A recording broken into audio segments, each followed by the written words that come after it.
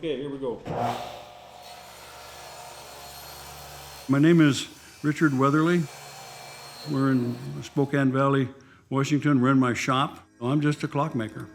Very passionate about my clocks. Richard Weatherly has dedicated himself to the art of clockmaking. In his workshop, every curve and intricate design is a testament to his passion and precision. But how do you describe this type of clock? It's called fretwork. Fretwork to me is just a clock with a bunch of holes in it, is what it amounts to. My clocks, they're all made from rough cut lumber. I make my own 1/4-inch boards, and I've been doing it now for 25 years. Over the years, Richard has filled his basement with many of his creations.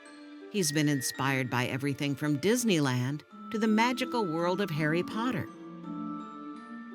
I was really interested in the Harry Potter series, the books and the movies. I read the books probably 3 times and watched the movies numerous times, and I decided this was the first thing that I actually built that was my own design. I kind of wanted to do something along the line of Hogwarts. So this piece right here, back to here, and this, I built that in 2017, and that's kind of my interpretation of Hogwarts.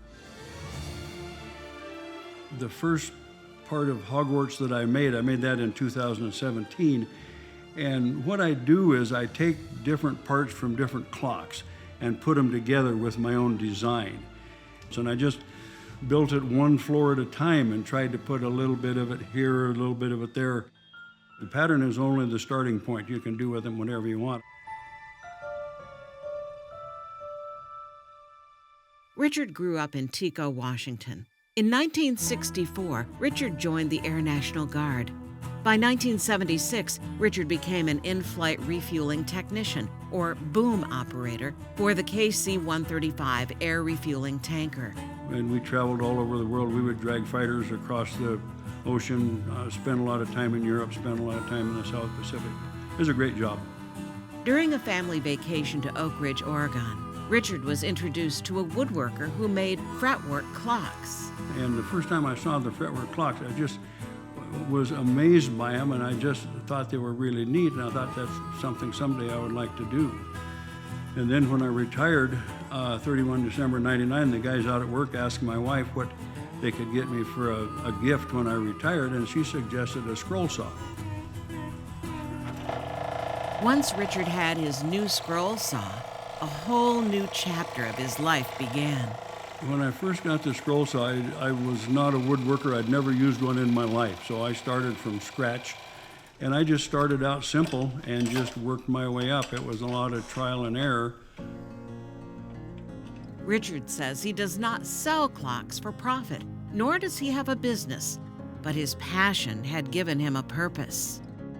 My wife's health was bad for several years. In 2020, she wound up at hospice house here in Spokane. As their benefit auction approached, Richard decided to donate one of his clocks to Hospice of Spokane as a thank you for taking care of his wife. And then by word of mouth, people started coming to me asking for clocks for charity. So I've been donating them ever since. And his story of generosity has spread through the Spokane community. I started keeping a log. These 2 clocks over here will be numbers 240 and 241. How long does it take to make a clock?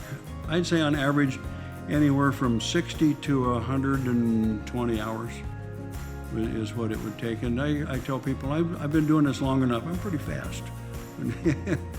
But the larger clocks take significantly more time. Richard says his COVID clock took approximately 800 hours, and the Hogwarts castle took over 1,000 total hours to complete. As far as favorites, I like them all.